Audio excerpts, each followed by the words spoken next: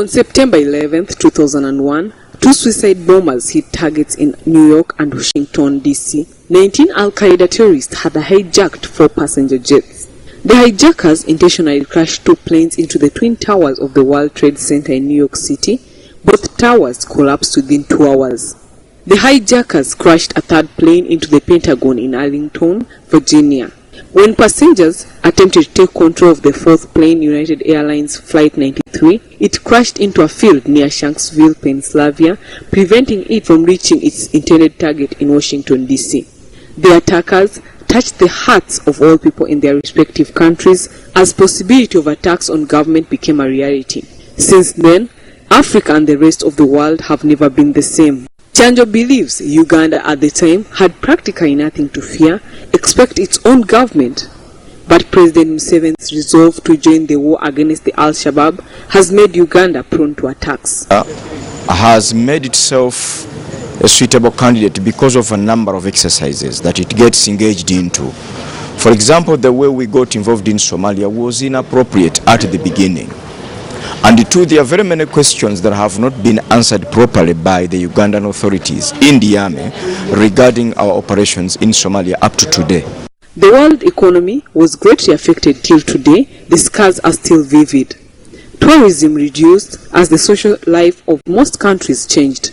Strangers were treated like suspects, thus making it impossible for the smooth running of trade and tourism. Economic activity shrank. That's why you have so much shillings chasing a scarce dollar. Despite the international crisis that hit due to the attack, Uganda barely felt the punch as the shilling stabilized even more. Uganda is, however, experiencing the worst inflation in the last 20 years. Could it be that the terrorism attacks are affecting us 10 years later? The consequences of terrorism continue to be there. I mean, we've just seen, we are talking of September 11th, we've just not forgotten our own experience. July 11th.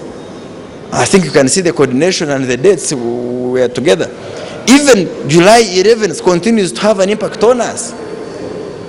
It continues for sure because it may have affected our investor confidence. Never heard of inflation. For over 20 years, it was just a single digit of inflation. It's just coming now. You see? So before September 11th and even much after, our economy remained stable. Even the immediate recession that really rocked the Western world, we remained resilient. Legislators have for long fought the hefty budget allocation to the defense sector. However, it has proved to be impossible for government to reduce it as fear of a repeat of action rules the air. Security concerns in the wake of threats of terrorism overrides all other expenditures. MPs have blamed this to the increasing corruption as the executive uses the fear as an escape. September 11th reminded every government that you are not secure. If the paragon of the world can be hit, okay? If the paragon of the world can be hit and not secured, what about you? So Uganda has attracted extreme budgets because of this threat, and you can see Uganda has been turned into a total police state because of that fact. We believe the threat is real and is there, but we also believe that there have been elements within government who use this situation to profit out of it. Sometimes you ask yourself, the investments we make in security, are they worth? Lieutenant General J.J. Odongo, the then Army Commander, cites that it was not easy to hold the security of Uganda till to date. However, it is significant that Uganda has moved a long way into maintaining its own security. 9/11 with a lot of nostalgia and regrets. Since then, one could say a lot of water has gone under the bridge. But most importantly, a number of significant things have happened. One, as a people, as a country, we have been made more aware of what terrorism is, what its dangers are, what its manifestations are. Two, Ugandans as a people are a little bit more aware, and they are cognizant of the fact that it is a problem that we as a people, as a community, the world over must deal with.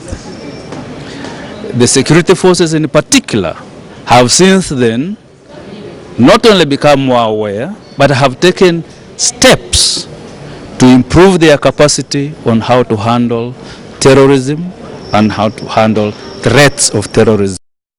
The fear of attacks seems to live with Ugandans only through those hard times, but is quickly. It is incumbent upon all of us to be particularly aware and alive to the threat and to the danger, and to take note of our environment all the time in order to be able to notice and identify peculiar and relatively different circumstances that prevail from the normal. Ugandans this week will be mourning together with America the death of nearly 3,000 people of hers. We've never dried out.